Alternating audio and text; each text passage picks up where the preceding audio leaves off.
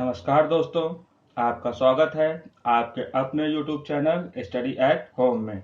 आज हम प्रतिशत के लगातार वृद्धि अथवा कमी पर आधारित प्रश्नों को करेंगे। जैसा कि प्रश्न में कह रहा है, एक वस्तु का विक्रय मूल्य 20% कम करने पर उसकी बिक्री में 80% की कमी हो गई।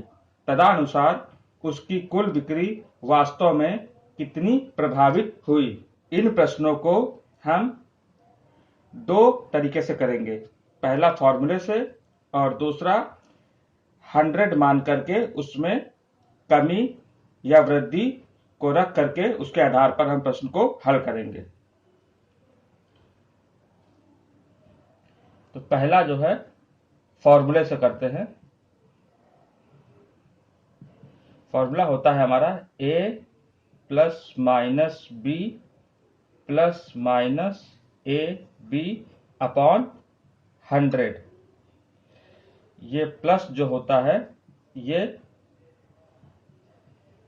वृद्धि के लिए और जो माइनस होता है वो प्रतिशत कमी के लिए। तो यहाँ पर कह रहा है विक्रय मूल्य 20% कम करने पर पहले कमी हुई है, तो यानी कि यहाँ हो जाएगा -20। उसके बाद कह रहा है 80% की वृद्धि हो गई, तो वृद्धि हुई है तो प्लस हो जाएगा 80% की।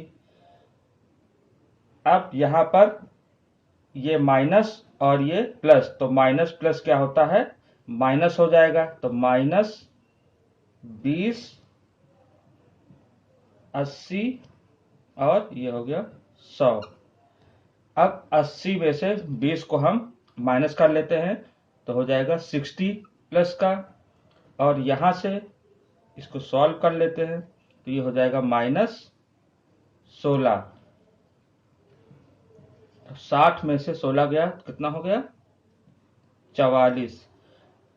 60 प्लस का है, बड़ा है, तो इसलिए ये प्लस में आएगा, तो ये हो जाएगी हमारी इतनी % की वृद्धि। यही हो जाएगा हमारा आंसर। अब इसको दूसरे मेथड से करते हैं। कह रहा है 20% कम करने पर, तो हम 100 में 20% कम कर देंगे तो हो जाएगा 80। उसके बाद 80% की वृद्धि हो गई, तो यहाँ पर 100 में 80 जोड़ देंगे तो 180 हो जाएगा और बटे में 100। इसको सॉल्व कर लेते हैं, ये हो जाएगा 8 इंटू 18, तो 18 एट जा कितना होता है 144। तो यहाँ पर 100 से ये कितना ज्यादा है, 100 से ये 44 ज्यादा है, तो यही हमारी प्रतिशत में वृद्धि हो जाएगी। अगर 100 से ज्यादा है तो वृद्धि होगी, 100 से कम है तो कमी होगी, तो 44% की वृद्धि हो गई। यही हमारा हो जाएगा आंसर। जैसा कि प्रश्न में कह रहा है, एक प्रेक्षागृह की सीटों की संख्या में 25% की वृद्धि की गई है और उनके टिकटों की कीमत में भी 12% की वृद्धि की गई है। तदनुसार उस प्रेक्षागृह की आय में कितनी वृद्धि हो जाएगी। तो यहाँ पर लगातार दो वृद्धि की गई है। पहले फॉर्मूले से करते हैं। पहले 25% की वृद्धि की गई है, वृद्धि की गई इसलिए प्लस में है। उसके बाद 12% की वृद्धि की गई, दोनों वृद्धियां हैं तो ये भी प्लस में ही होगा। ये हो जाएगा 25 गुणे में 12 बटे में 100। इसको ऐड कर लेते हैं, 37 प्लस इसको सॉल्व करते हैं तो ये जाएगा 4 बार और ये जाएगा 3 बार, तो यहाँ हो गया 3। 37 प्लस 3 हो गया 40, यानी कि 40% की वृद्धि हुई है। अब इसको दूसरे मेथड से करें। इसमें 25% की वृद्धि हुई है तो ये हो जाएगा 125, और यहाँ 12% की वृद्धि हुई है तो ये हो जाएगा 112 बटे में 100। इसको 25 से काट देते हैं तो ये 5 बार में और ये 4 बार में। इसको काट लेते हैं तो ये हो जाएगा हमारा 4 8 और 8 4 जा 32 इतना आ गया। तो ये हो गया 5 गुणे में 28, 8 5 जा 40 और 10 4 14 हो गया 140। तो यहाँ पर ये 100 से कितना अधिक है 40, तो 40% की वृद्धि हो जाएगी। यही हो जाएगा हमारा आंसर। प्रश्न में कह रहा है यदि एक संख्या में 25% की वृद्धि की जाए उससे प्राप्त संख्या में 25% कम कर दिया जाए तो उसकी अंतिम प्रतिशत वृद्धि या कमी होगी। तो सबसे पहले 25% की वृद्धि की गई है प्लस का 25, उसके बाद 25% कमी की गई है माइनस का 25, यहाँ -25 इंटू 25 अपॉन 100, ये प्लस माइनस कट जाएगा, यहाँ हो गया -625, 25 गुणे 25 625 और बटे में 100 हटाएंगे तो यहाँ पे हो जाएगा -6.25। आंसर में यहाँ पे दे रखा है 1/4 में, तो 25 को हम क्या कर लेते हैं, जब 25 की पॉइंट हटा करके सॉल्व करेंगे तो ये हो जाएगा 6 सही 1/4। माइनस में है तो इतने परसेंट की यहाँ पे हो जाएगी कमी, यही हो जाएगा आंसर। दूसरे तरीके से इसको करें तो पहले 25% की वृद्धि हुई है तो ये हो जाएगा 125, उसके बाद 25% कमी हुई है तो 100 में 25 कम हो जाएगा तो 75 और बटे में 100। इसको सॉल्व कर लेते हैं, ये 5 बार जाएगा, ये 4 बार जाएगा 25 से। अब यहाँ पर 75 का 5 से मल्टीप्लाई कर ले बटे 4, तो ये हो जाएगा हमारा 5 5 जा 25, 37 अपॉन में 4। अब इसको काट लेते हैं, ये जाएगा 9 4 जा 36, उसके बाद 3.7, 5 4 जा 25 इतना हो गया। तो हमारा आ गया 93.75। अब ये 100 से कितना कम है, अगर 93 कम होता तो 7 कम होता, 0.75 और है तो ये हो जाएगा हमारा 6.25, मतलब कि 6 सही 1/4% कमी, यही हो जाएगा हमारा आंसर। प्रश्न में कह रहा है एक वस्तु का दाम T% से बढ़ाया गया, बाद में यह नया दाम T% से घटाया गया, अगर आधानुतान दाम 1 रुपया हो तो उसका मूल दाम था। पहले 100 में P% बढ़ाया गया तो 100 प्लस P हो गया, उसके बाद 100 में P% घटाया गया तो माइनस का P हो गया, अपॉन में 100। इसको सॉल्व कर लेते हैं तो ये हमारा बन जाएगा A² माइनस B² का फॉर्मूला, तो ये हो जाएगा 10,000 माइनस P² अपॉन 100, ये हो जाएगा। और क्वेश्चन में कह रखा है कि ये जो वैल्यू है वो 1 रुपया हो गई है, तो यानी कि इसकी तुलना हम 1 के साथ कर देते हैं, तो 1 बटे में इसकी तुलना 1 के साथ किया गया तो बटे में 1 लिख लेंगे, तो ये बटे में जब लिखेंगे तो 10,000 माइनस P², ये अपॉन में है 100 तो ये ऊपर जा करके मल्टीप्लाई में हो जाएगा, और हमें निकालना है इसका मूल मान निकालना है, मतलब कि पुराना मान निकालना है, तो 100 से मल्टीप्लाई कर देंगे तो ये हो जाएगा हमारा 10,000 अपॉन 10,000 माइनस P², यही हो जाएगा हमारा आंसर। आइए ऐसा ही एक प्रश्न और करते हैं।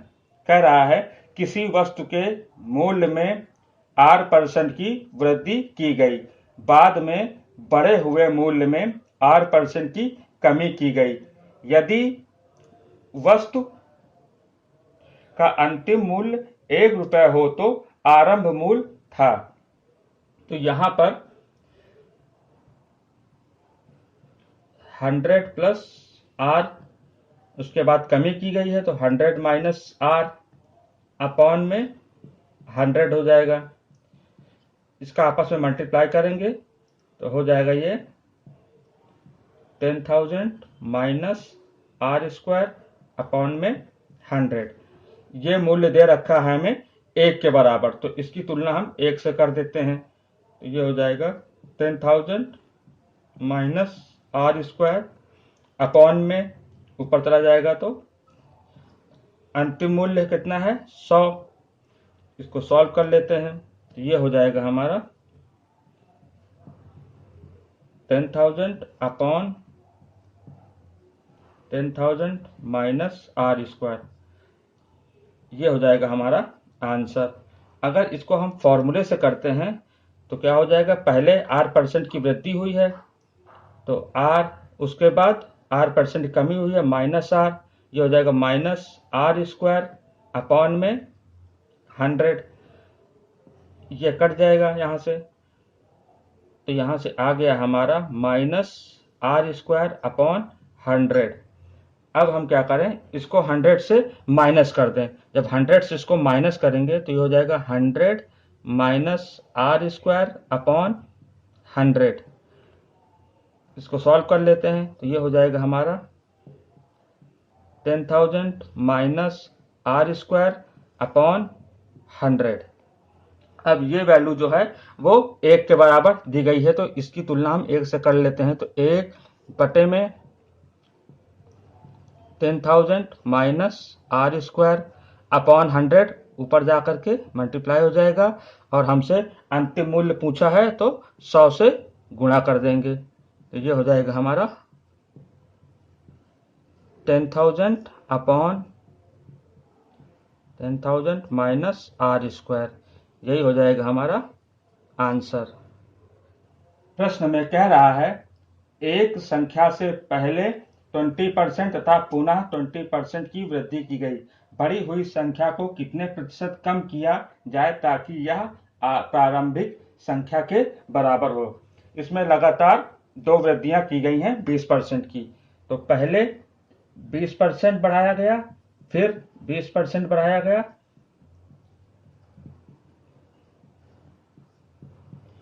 तो ये हो गया हमारा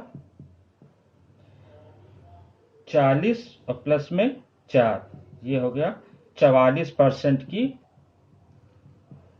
वृद्धि। यही हमारा हो जाएगा आंसर। अगर इसको दूसरी तरीके से किया जाए तो पहले 20% की वृद्धि हुई तो 100 में 20% की वृद्धि हुई 120, उसके बाद फिर दोबारा 20% की वृद्धि हुई यानी 120 अपॉन में 100, 0 से 0 काट देंगे तो 12 गुणे 12 144। 100 से कितना अधिक है, 44 अधिक है, तो यही परसेंट की वृद्धि होगी। यही हो जाएगा हमारा आंसर।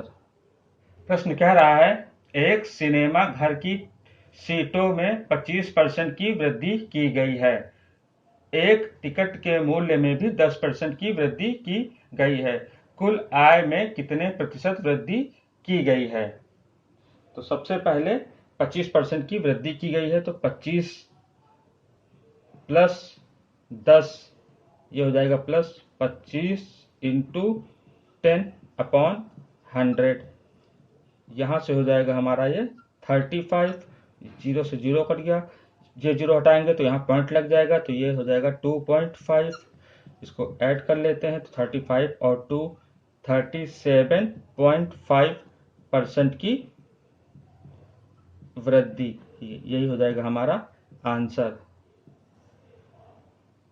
दूसरे मेथड से करते हैं तो ये हो जाएगा 125 गुणे में 110 बटे में 100, ये जाएगा हमारा 5 बार और ये जाएगा 4 बार, यहाँ से हो जाएगा। अब इसको सॉल्व कर लेते हैं। ये कितना हो जाएगा, इसको काट देते हैं 4 से। एक बार में गया, यहाँ से काटेंगे तो ये 3 बार में जाएगा, 4 3 12। उसके बाद 7.5, तो यहाँ से हो जाएगा ये हमारा। ये 100 में कितना अधिक है, 37.5%। यही इसकी वृद्धि हो जाएगी। ये हो गया हमारा आंसर। प्रश्न में कह रहा है ए का वेतन 10% बढ़ाया गया और फिर 10% घटाया गया, वेतन में परिवर्तन कितना होगा। पहले 10% बढ़ाया गया +10, फिर 10% घटाया गया -10, तो ये हो जाएगा -10 इंटू 10 अपॉन में 100। ये माइनस प्लस कट जाएगा, यहाँ से 0 से 0 कट जाएगा तो माइनस का 1 आ गया, यानी कि 1% की कमी उसके वेतन में हुई है। यही हमारा आंसर हो जाएगा। दूसरे मेथड से अगर करते हैं तो पहले 10% बढ़ाया गया तो 110 हो गया, फिर 10% घटाया गया तो 90 और बटे में 100, 0 0 कट गया, 11 9 जा 99। 100 से कितना कम है, ये 1 कम है, तो 1% की कमी। यही हमारा आंसर हो जाएगा। आज के लिए इतना ही। अगले वीडियो में परसेंटेज के एक नए टॉपिक के साथ मिलते हैं। Thank you.